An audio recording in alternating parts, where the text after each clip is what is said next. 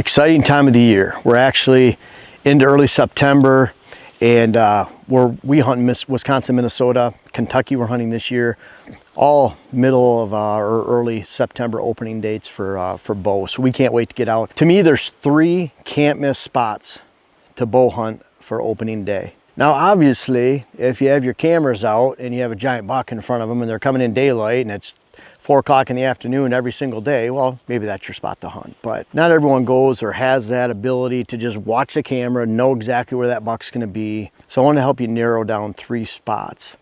You know, one of the first ones that come to mind is early season white oaks. White oak acorns are dropping. Deer love them. By the time you get to mid-October, they're really not left. And you could even extend that to early September chestnuts somewhere. Chestnuts more southern Illinois, southern Indiana, southern Ohio, and south. Seen some really cool chestnuts, but the problem with chestnuts too is they're often dropping earlier than white oak acorns, and they're gone earlier than white oak acorns. So a lot of us, October 1st opener, Michigan, even southern Michigan, if you happen to get any grow that's a little bit far north, not a great spot to hunt because they might be gone. But those early season oak, white oaks, awesome spot. We had a spot out in public land in Ohio I used to hunt. It was about a southwest facing lower point. It was full of white oaks. Very deceiving because you'd go there in mid-October, early October to scout for the rut, rubs and scrapes everywhere. But then you go there at rut time into October, November, and 0 deer, devoid of deer, because there's no more acorns dropping at that point. So you really have to be pushing these attractions like white oak acorns, even chestnuts. Really pay attention to when they're dropping, but a lot of those end up being, depending on your timing, a can't miss spot to hunt. And again, everything we talk about, you want great access, really hard to hunt in the morning because you don't know if they're already there. And if you spook them out in the morning before daylight, you're done. If you try to think, well, I'm just gonna go in there before daylight, sit all day, they might be there already, and again, you're done. So really have to pay attention, getting in, getting out, making sure you're not spooking deer. So a lot of these are afternoon sits. Morning time, maybe sit off to the side somewhere. Some long stretch of hardwoods where you're getting in away from ag, away from food. You're in a stretch, it's dropping a little bit of acorns on the way to a thicker area, clear cut area where they're bedding, something like that. But make sure you're not spoiling out an incredible afternoon hunt just to go out and sit and rush and get out there first thing in the morning. So I'm talking afternoon hunting on those mast crops, soft mast crops. Extend that to apples, pawpaws. I've seen some pretty cool pawpaws in Michigan area on a client property. When those are dropping, it's money. You come in, sit down, and enjoy the sit. Now, number 2, those open ag fields. The problem with those open ag fields, these deer have been coming out to them, they can hit anywhere. When you get in the early season opening day, a lot of times people have been in the woods, they're working on their stands, they're putting out trail cameras, and to me, a lot of those bucks get pushed back to those hidden corners. So you see the bulk of the deer in a more open spot. But I want to put my money on a hidden corner ag field area where you can't see it from the road, you can't see it from your approach. It's back in the corner. We have a corner back, really, it's about 3/4 mile off the road, a skinny 45 acre on the neighbors. In the back corner of that corn, there's about 2 acres taken down to the ground. And it's not even a lot of deer. It's a point that that's just where they hang out all night because it's away from the roads, away from the houses, away from the ags of people, farm machinery, and that's their little spot they go to. So imagine sitting in a corner like that, and it's fully shaded.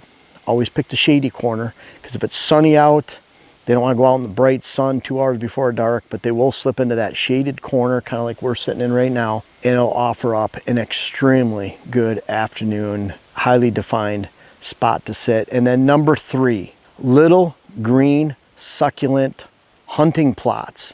This is only about a 1/4 acre. I'm not even sure it's that. This is one of our clover blends. We have alfalfa in here, birchfoot trefoil, chicory, and then 4 different types of clover. And you can see the multi-layered approach. The alfalfa will grow a little bit higher.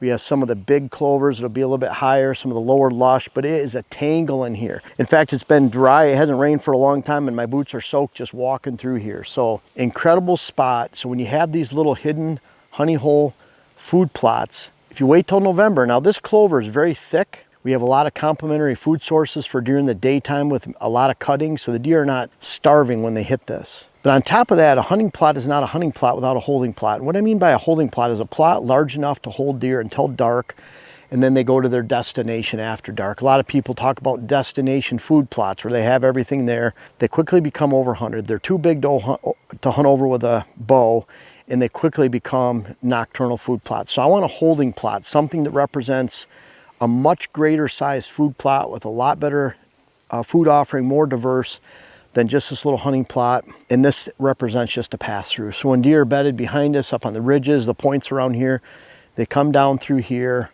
They hit this nice green food plot. Clover's incredible. And when you have the complement of other food sources nearby, bigger food plots with more diversity, more volume, then they're going to leave this alone, and this will last a lot longer into the season. So we don't have herds of does hitting these. These are out of the 18 acres of food plots we have on this property. These clover plots, even though we have about 7 or 8 of them, represent only 2 acres at most out of the total 18 acres. So they're all little plots, just pass-throughs, and they work because we have larger food sources and food plots nearby. On all of these, you're coming in for these can't miss opening day of bow season hotspots. Make sure, again, I can't repeat this enough about your access. For example, right over here, we have a neighbor's house and yard within 150 to 200 yards. We can access along their yard on an upper ridge trail. We can get into this, blow our scent back that direction. When we get in here, we can pull deer from almost 270 degrees of direction that we haven't spooked. They haven't heard us, seen us, or smelled us coming in. We can get in the stand. We can enjoy a nice view on this little green plot and get out of here without spooking deer, and that's the name of the game. So look for those succulent mast crop white oak acorns. Red oaks will be more in October. Those will be coming. A nice red oak acorn flat next to a clear cut on public land or a swamp on your private land could be a hot spot for a pre-rut end of October. When it comes to white oak acorns, think early. Same with chestnuts, pawpaws, crab apples, those little hidden spots. Next, those shaded ag corners that are out of the way, hidden. That'll be where that monster steps out and chooses to step out at that time of year on opening day. And then finally, this beautiful, succulent little food plot that is a true hunting plot where it represents just a pass through. Those are my top 3 can't miss opening day spots to hunt.